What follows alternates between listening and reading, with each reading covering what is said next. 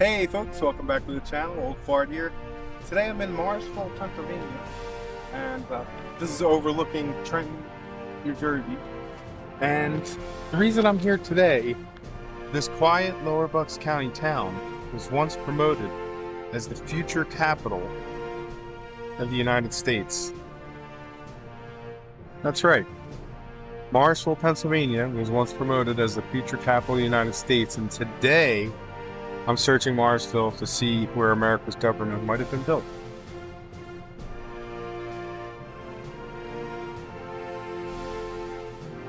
Overlooking Delaware River and the Trenton Makes, the World Takes Bridge.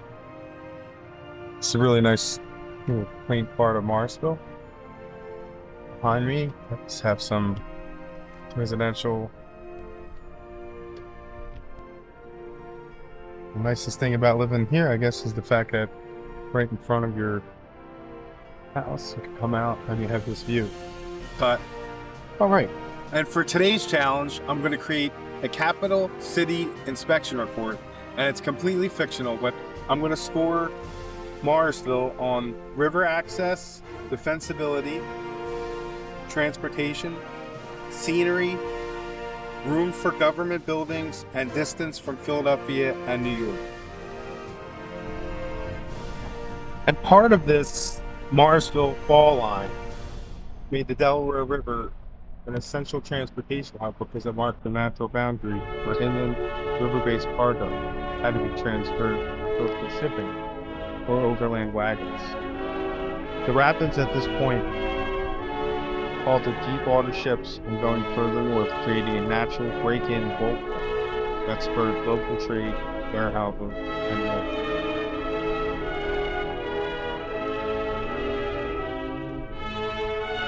The geological and geographical conditions created several distinct advantages for this area.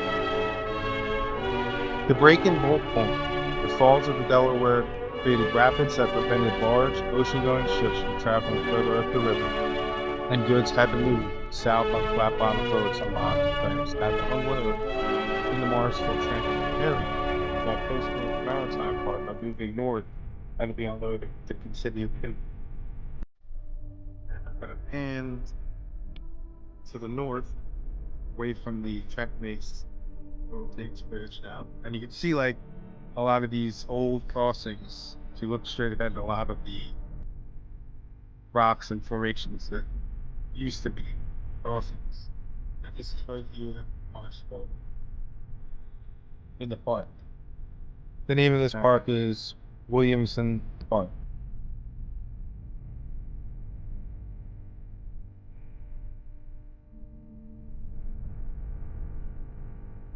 And the second reason this would have been a great location is because industrial water power. The 8-foot drop in elevation at the fall line generated significant water power, which allowed early settlers to operate grist mills and sawmills. This manufacturing power attracted workers and created a concentrated demand for raw materials, finished goods. And finally, the canal hub. The canal hub. When the industrial era began, fall line dictated the route and terminate for major infrastructure. The southern end of the Delaware Canal State Park connects down to the Philadelphia region, while canals on the New Jersey side allow goods to bypass the rapids entirely. Excuse me.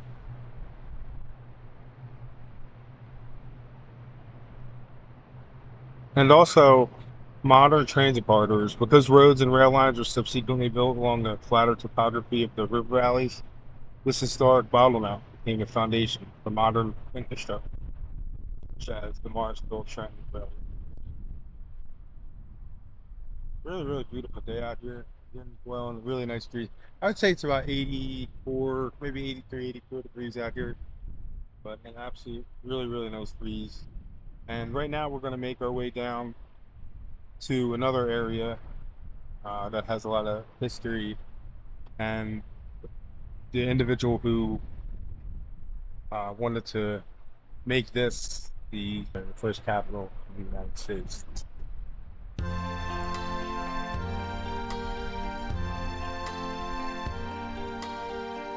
Now we're going to head down to Summerseat, which is Robert Morris's historic property. And once we get down there, I'll do some more. So now I'm standing in front of Summerseat, and the grounds here are really, really beautiful. It's right in a residential neighborhood.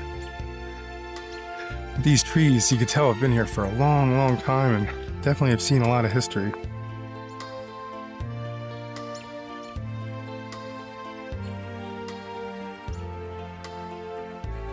And this is located west of the central business district of Morrisville.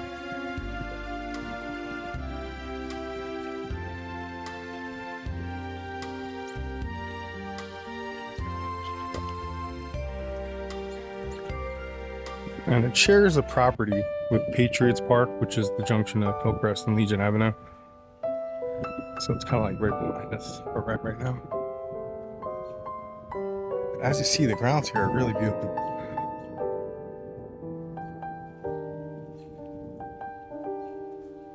It's a 2.5-story masonry structure, and it was built out of a combination of brick and stone. Its front and sides are brick, while the rear wall is stone.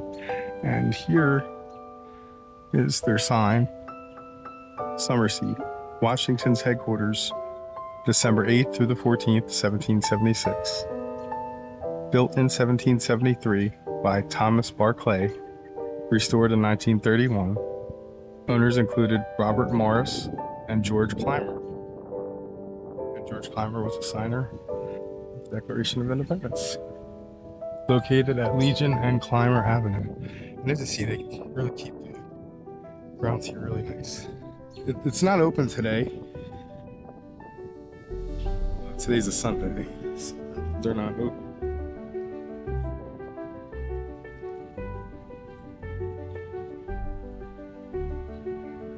But I just can't get enough of how beautiful the grounds are here, and got a really nice garden. There's another little plaque up here.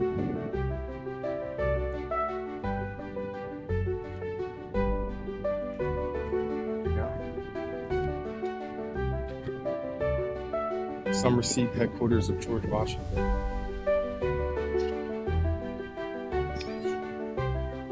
Very nice.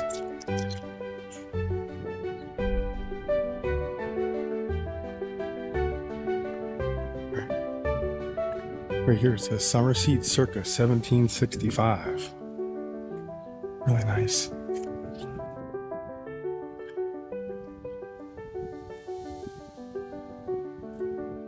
All right.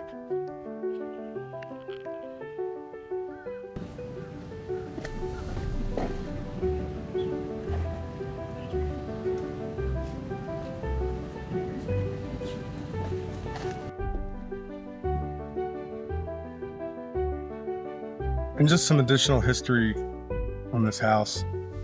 It was built in 1765 by Adam Hoops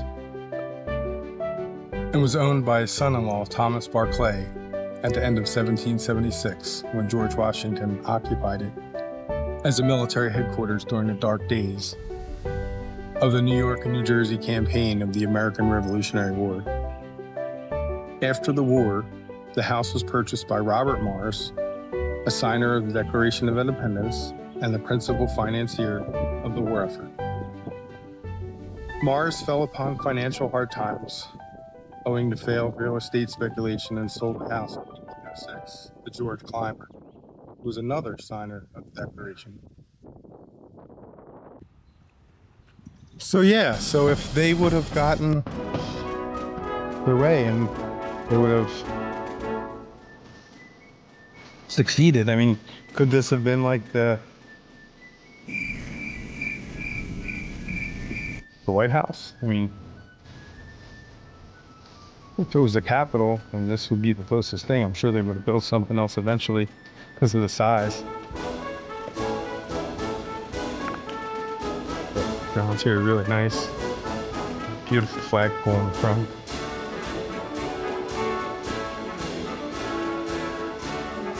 This is what it looks like from the front of the building.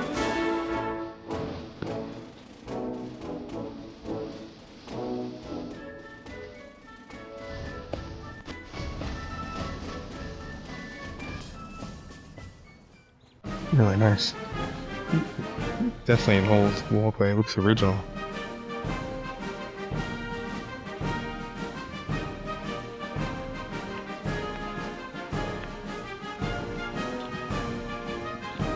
Beautiful grounds.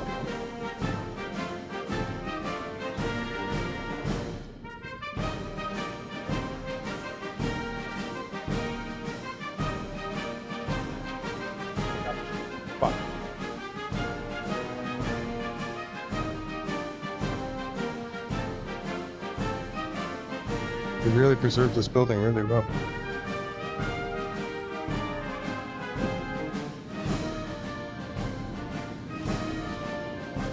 What they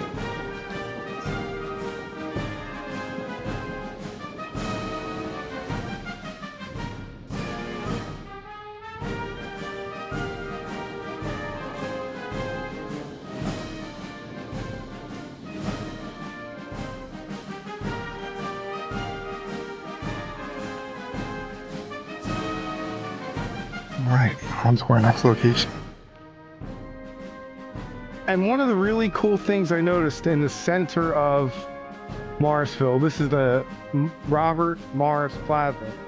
One of the really cool things I found was a statue of Robert Morris, with a pen in his hand. You know what he's signing. And then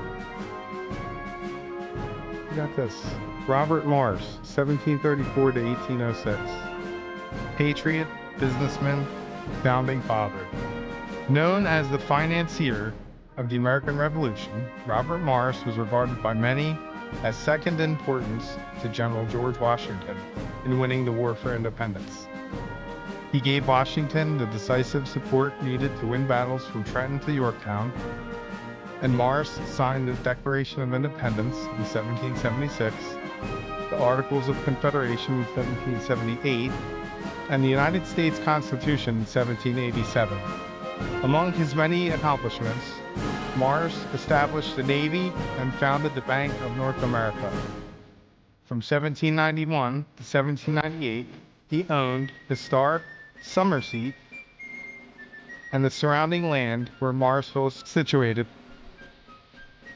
and nearly succeeded in establishing this property as the capital of the United States.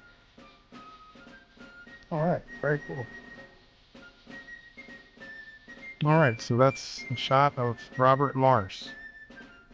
So yeah, after checking out Summerseat and all the pigeons and beautiful geography and everything, now's the time where you really got to say to yourself, would this have made a better capital than Washington, D.C.? And now is the time for me to pull out that scorecard, go ahead and score. And again, I'm going to be scoring on the following criteria.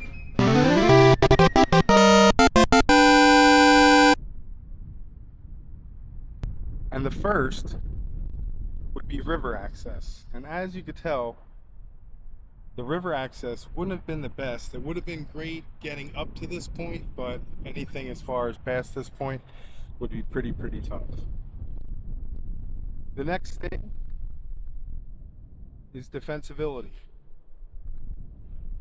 How defensible is this area?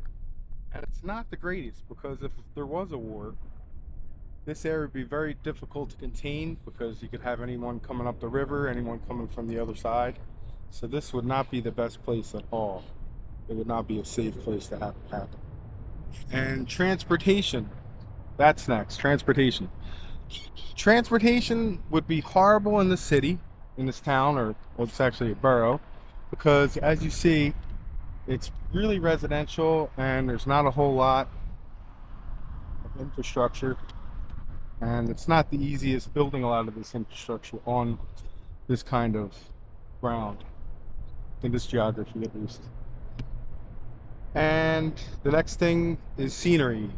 They definitely get a 10 out of 10 for scenery, because yes, it's really beautiful here. I think it's very nice. I mean, compared to Washington, D.C., it's a little more scenic, I think. At least how it would have been back then. And then I'm scoring for room for government buildings. And There's not a whole lot of room for government buildings, maybe on the other side, but certainly not on this side.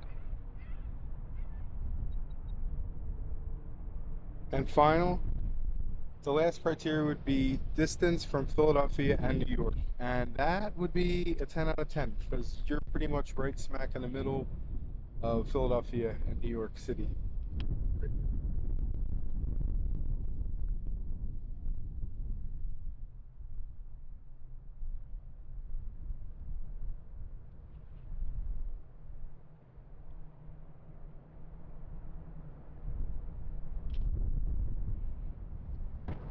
All right, folks, that'll do it from Morrisville, Pennsylvania, the possible site of the Capitol building, but it doesn't look like it's really possible from what I could tell. And I really appreciate you watching. If you haven't subscribed already, please subscribe, please like and share the video, and we'll see you next time. Thanks a lot.